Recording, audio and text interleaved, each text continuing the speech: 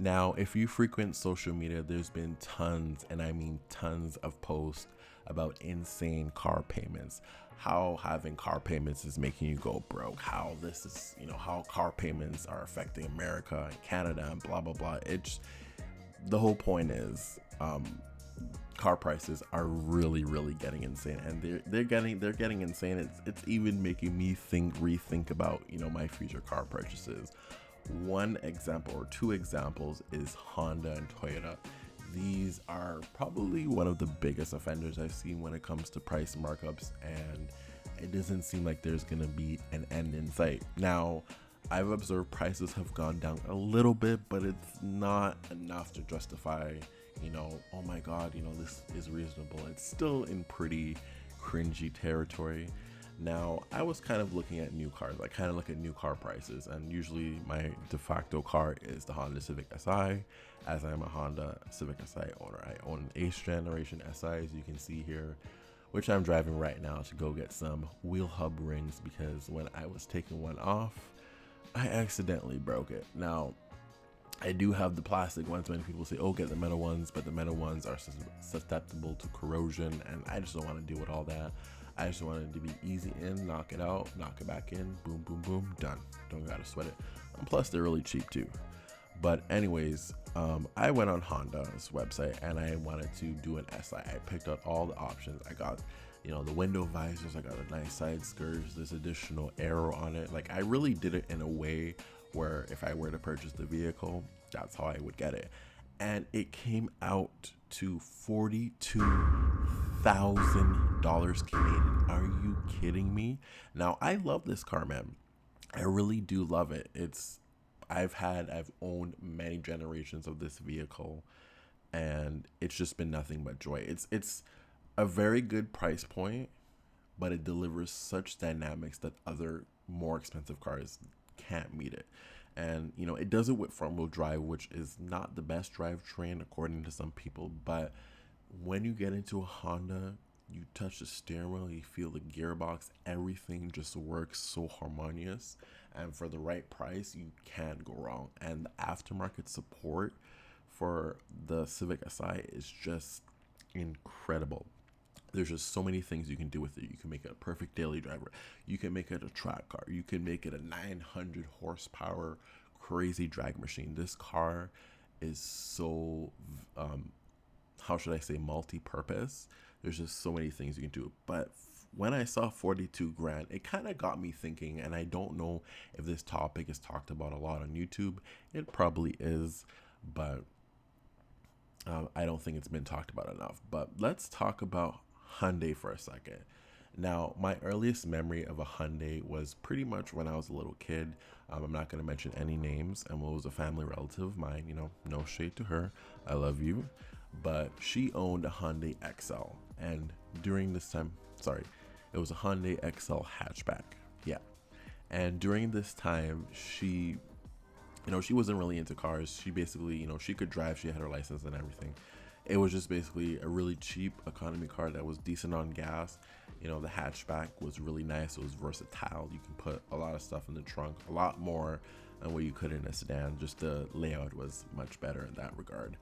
And yeah, that pretty much was it. It wasn't a well-built vehicle. It felt like you were in a tin can, but she didn't really have much problems with it because she didn't really drive it all that much. But that's how Hyundais were in the past. They were so trash. Like, you never even wanted, like, you knew they were there, you acknowledged their existence, but it's just like, you don't really care. I would only hear Hyundai again in high school. Now, one of my buddies, I think this was our last year of high school. One of my buddies, yeah, his parents are a little well off, so they got him the Genesis Coupe. His was a 2-liter, and I know a lot of people make fun of the 2-liter because it's so slow for all of that, but the body style of it was pretty interesting. Like, the front end, it was, you definitely could tell it was quintessential Hyundai, and the back and the side profiles were pretty decent. The interior had a lot to be desired, and obviously it's a Hyundai, you're gonna think it's like a little low class or whatever, but it got me sort of, looking at that vehicle, talking about it, and I'm just like, you would never think that, because Hyundai is just this really trashy brand that's like at the bottom of the totem pole. And after that generation, something changed. I'm like, I started thinking about it more. And it would only be a little bit later. So around when the Honda Civic Type R came out, Hyundai released the Veloster N. Now, I was actually pretty interested in this vehicle. I was actually interested in the Veloster well before, the N line or the N model came about, because of it had a really cool, unique shape to it, and I thought that was pretty cool. I would never buy the vehicle because I've been in it, I've driven them. The quality, just the feel of everything, the chassis, it just wasn't there with Toyota and Honda. So obviously, I'm still a Hyundai hater at this point. But it kind of got me thinking. I'm like, they're really being innovative. They're really thinking out of the box, and they're really, really trying hard to erase the negative image they had. And it seems to be working, and they're really doing it at a really fast rate. Because if they got me into a vehicle, and I'm just like, oh, I wasn't going to buy the vehicle, but they got me into it. That's the idea.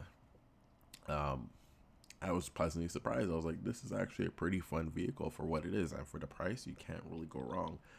And in these times and days where, Hondas and Toyotas, like if you walk into a dealership, let's say a Toyota dealership, some of these pickup trucks, I kid you not, are probably going to be 100 or 90 to 100, which is insane. But I bet you money, when people are done with all the paperwork, that's how much they're walking out the door with a $90,000 Toyota pickup truck.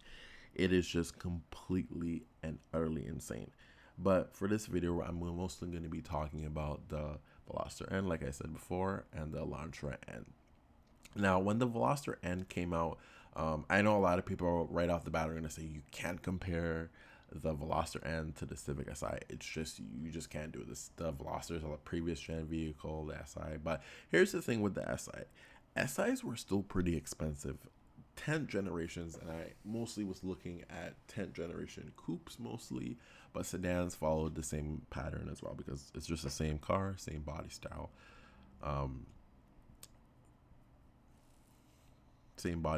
and everything. That's just basically how it is. And they were still going, I think they actually went for above MSRP, and that was crazy. And at the time, I was like, you could get a Mark 7 GTI for the same price. It's more comfortable, better interior, stuff like that. But the only thing you're going to have to sacrifice, which was really hard for me, and it's still really hard for me, is it's a downgrade in terms of handling. Like, hands down, I'm going to say it. You guys can fight me on this. Hands down, Honda makes some damn good front-wheel drive vehicles, I must say. But when the Veloster N came out, it actually had a pretty good price point, and it was really attractive. And even it got me looking at that price. I'm like, I can actually finance a brand new car, and my wallet is not gonna hate me for it. Compared to Honda, Honda was just crazy. I know there was a launch edition that sold for well over 100,000, which is crazy, but the reason is justified. I do believe that car was for charity, so that's okay. But some of them were selling for as high as like 80 grand. That is insane. And when you hear, I actually was going to get an FK8. I thought about it, and I was like, I probably won't daily drive it. I would keep my A-Strand as a daily, and I would have the FK8 as my toy, because it was pretty much in that range. It was pretty much, if I got it close to MSRP, it's like 44,000. Like if I got it for 44,000, I would have definitely bought it. But it seemed like Hyundai had a better alternative for cheaper, and I sat in it. The gearbox isn't as good as the Hondas, but it is dangerously close. It is a step. It is a couple notches slower than the Civic Type R, but it's dangerously close. And I think Honda and Toyota should be very, very careful with this, because Hyundai is, I think personally, they're taking a lot of their customers. And I don't know if you guys have noticed this, but I might be crazy, but I've been seeing on the roads lately, I've been seeing more Elantras than anything else on the road, or just Hyundais in general. Even the Veloster N, I see a lot more Veloster N's than I do Civic Type Rs, and that kind of says a lot because the Type R is really expensive. Yes, it's a good vehicle, but is it really worth all that money? And I'm a tuner guy at heart. I would pretty much go right off the bat and say I'm never gonna pay 60 grand for a Civic. I would put 60 grand into an old Civic, but then it's just really hard for me to justify how crazy how car prices are getting. And it does happen, it's not just on the internet, it's not overhyped. A friend of mine's, a best friend of mine's, his family relatives, I think it was his aunt or something like that. She had paid 80 grand because she was saying, oh, the Type R was only 5 grand away. And I was like, what? And yeah, she bought a brand new 2023 Honda Pilot, and that was 80 grand. She pretty much said out the door. And I was like, whoa, that is crazy for a Honda. And look at Hyundai. They're making so many different vehicles at a much lower price point. A lot of people are just going to flock to that one because you're not really compromising all that much. Yes, Hyundai has, recalls and stuff like that. But if you do take care of the car and you do look, you do your preventative maintenance, I think you're pretty well off. And Hyundai, I remember at the auto show, established that, doing high mileage is possible. There was a little booth or a display, whatever you call it. It showed a Hyundai Elantra. It was painted in the N livery, and it did over 1,000,000 kilometers. They fully restored the vehicle, obviously, but they did 1,000,000 kilometers on the original engine and transmission, which is insane. And that is sort of a little jab at Honda and Toyota. It's like, hey, we might be below you, but we're catching up to you in reliability. And that goes to show, people are no longer going to be scared about Hyundai's reliability, even though some of the new models, they do still have some of those pesky recalls. You hear about them in the news and stuff like that. There's going to be some cars, and I think that's kind of the case with most manufacturers nowadays. There's lots and lots of recalls, some more than others. Now, when the full model change of the Elantra came out, I'll just go right off the bat and say I was not a fan of this vehicle. I just don't like how the exterior looks. I don't like the body line and things. I pretty much didn't like anything about it. But if I were to be objective about it, it is a different design. It differentiates itself from the rest because usually nowadays SUVs and sedans, they all just kind of follow this one cohesive design language, which is pretty boring if you ask me. And Hyundai is trying to break that mold, which is pretty good. At least they're trying to do something different. They're trying to attract people to their brand and stuff like that. Now, when the Elantra N released, I was like, okay, now we kind of have a sedan version with this powertrain here. And again, the new Civic FL5 came out, and it was just more or less the same thing from Honda. It's like, Honda, like, you make some really good vehicles. I'm a huge diehard fan, but this car cost almost $70,000.